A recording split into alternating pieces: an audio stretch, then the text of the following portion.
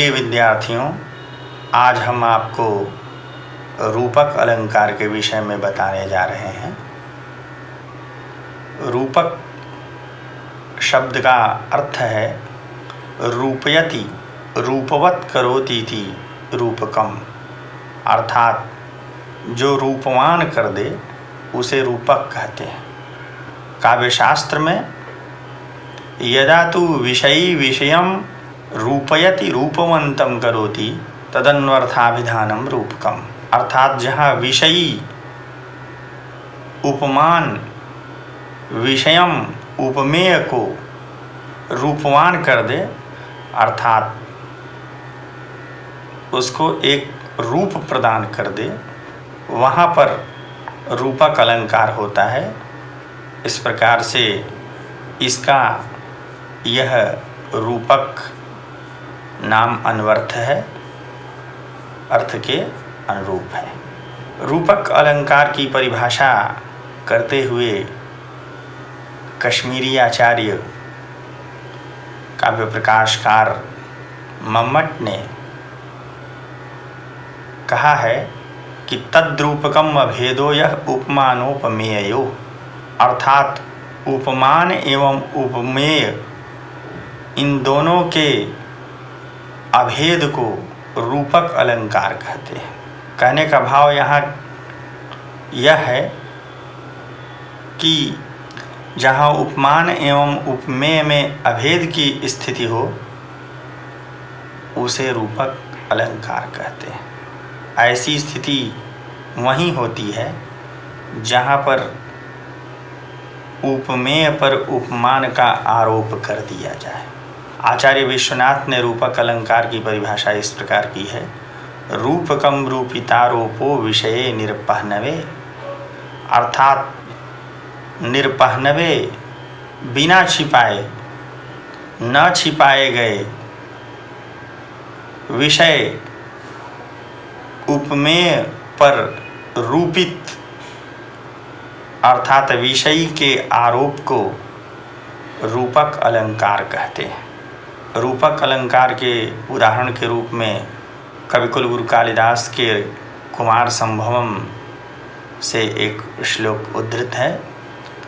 पर्याप्त पुष्पस्तबकस्तनाभ्यः स्फुरत् प्रवालोष्ठमनोहराभ्यः लतावधूभ्यस्तरवोप्यवापुः विनम्र शाखा भुजबंधनानि।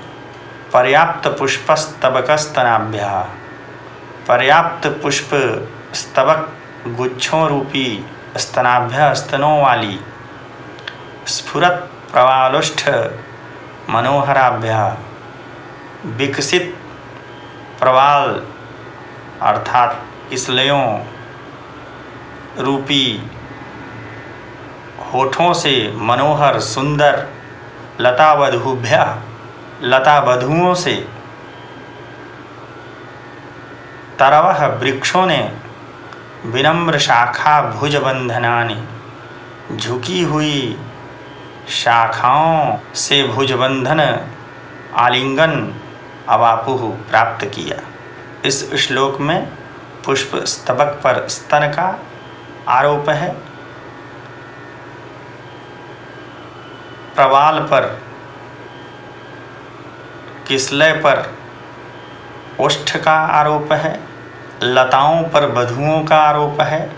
इसी प्रकार से रूपक अलंकार का दूसरा उदाहरण है, किसलय करैर्लतानां करकमलैः कामिनां मनोजयति नलिनीनां कमलमुखैः मुखेन्दुभिर्योषितां मदनः, अर्थात मदन कामदेव किसलय करैः लतानां, लताओं के किसलय पत्तों रूपी करई हाथों से, कर कमलई कामिनियों के हाथ रूपी कमलों से, नलिनी नाम कमल मुखई कमलिनियों के कमल रूपी मुखों से, एवं योषिताम मुखेन्दुभिः स्त्रियों के मुख रूपी चंद्रों से, कामिनाम मनः जयति कामी जनों के मन को जीत रहा है। इस श्लोक में किस लय पर कर का आरोप है?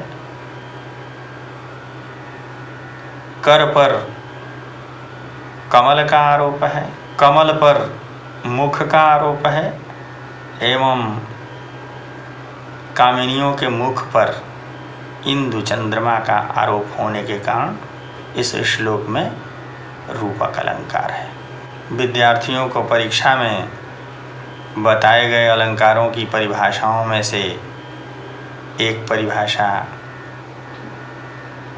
लिख करके उसका एक उदाहरण संस्कृत में देना अनिवार्य होता है। अतः विद्यार्थियों को चाहिए कि वे इन परिभाषाओं में से कोई एक परिभाषा लिखने के पश्चात उसका एक संस्कृत में उदाहरण दें एवं अंत में स्पष्टीकरण भी दिया जाना चाहिए।